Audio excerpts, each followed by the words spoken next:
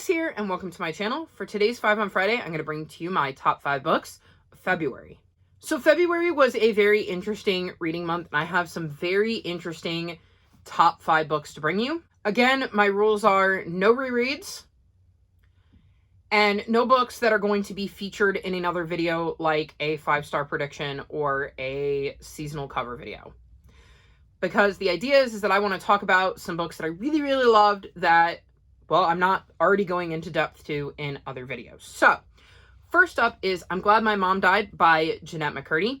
This is a memoir written by actress Jennette McCurdy that really looks at her life. I gave this book 5 stars. It was absolutely brilliant. I sat down one night to read a few chapters before bed and ended up reading the entire thing in one sitting.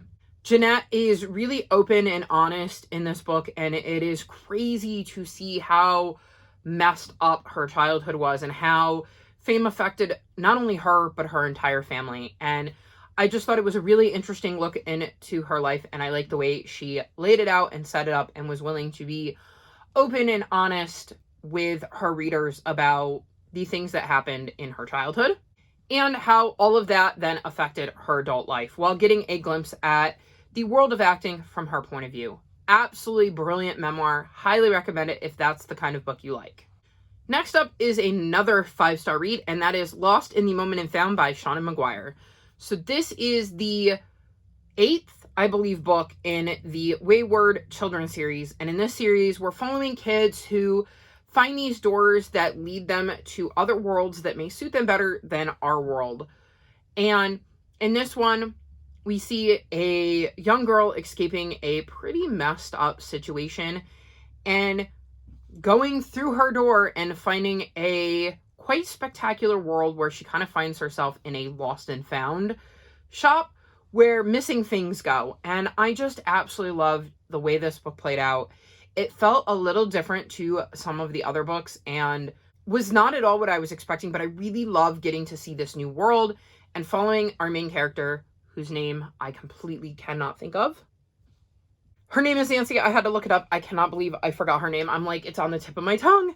But Nancy, I loved following her journey and seeing her discover all of the rules to this world and seeing the ways that it fit her and seeing the characters that she interacted with. And she has some really cool things happen to her that kind of make this book, like I said, feel a little bit different than the others. And I just love the way that this fits into the greater world, and it just made me very, very excited to just keep going with the series, which is really what books in a series should do. Next up is my last 5-star, and that's A Psalm for the Wild Built by Becky Chambers. So this is a cozy sci-fi, and I had heard a lot of people love this book, and I wasn't sure that I was going to, but I figured it's a short book. I'll give it a chance. I absolutely adore it. I love that we're seeing a lot more cozy come in genres that are not just mystery. And this absolutely takes everything you would want out of a cozy book, but it is a sci-fi because we're following a tea monk who decides to set off on a journey to check out a kind of forgotten land, or like a land that's not really well traveled. And along their journey, they end up meeting a robot. And basically, that's the entire story. We're just following this robot and this tea monk as they go on this journey, and a friendship develops from there. They're not encountering other people because in the world that they live in, they're pretty insulated. So when our tea monk goes out into the world, they definitely are going on roads that aren't really traveled, that are treacherous.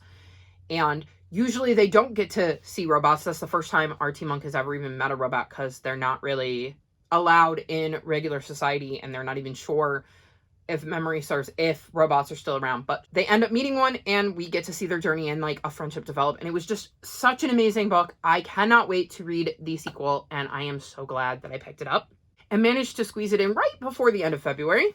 Then the next book I want to talk about is No Escape Clause by Sophie Ryan. So this is a book in the Second Chance Cat Mystery series. I gave this one 4.5 stars. So in this one, Sarah, who's our main character and owns a secondhand shop along with her very cute cat Elvis, ends up getting roped in by the Charlie's Angels, who are a group of elderly individuals who run a private detective agency kind of out of her shop and are friends of hers. So the Charlie's Angels rope her into helping out with this case they have. It is not a cold case, but like it sort of is. Basically, this young woman comes in and says, I don't think my father is responsible for this crime. It's very, very suspicious. Can you help me clear his name? Because nobody is really looking at it. And so the Charlie's Angels rope Sarah into helping them figure out whether the young lady's father is actually the culprit. And I absolutely love this mystery. I really enjoyed how it played out and all the different pieces. I love Sarah and the Charlie's Angels and her adorable cat Elvis. I enjoyed the kind of personal storyline that is woven throughout this and how that kind of plays out. And it just was such a brilliant addition to the series and probably one of my favorites so far in this series. And it just gave me all of those cozy mystery vibes. And like I said, I enjoyed the personal aspect too. So highly recommend this series and especially this book in this series. And the last book I'm going to mention is Eva Evergreen and the Cursed Witch. I gave this book 4.5 stars.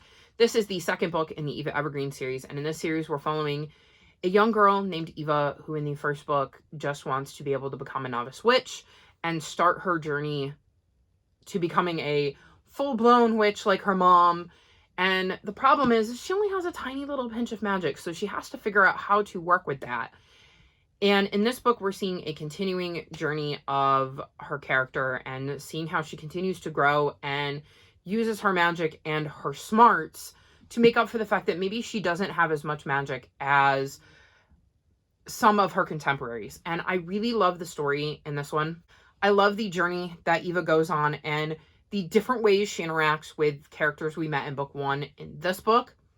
There were a lot of twists and turns in this one that I wasn't expecting, and it really shows the kind of development and journey that Eva has gone on because she has a lot more confidence in this one.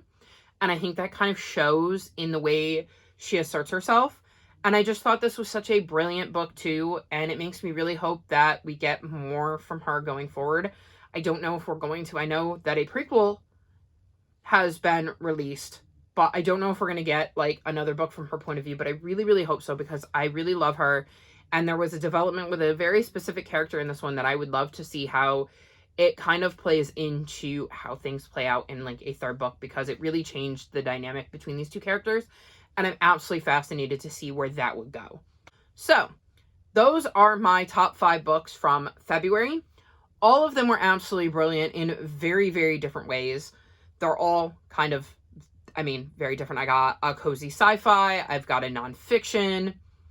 I've got a YA fantasy with the Wayward Children series. I have a middle grade fantasy with Eva Evergreen, and I got a cozy mystery on there. So they all give very, very different vibes, but I loved all of them and would highly recommend them.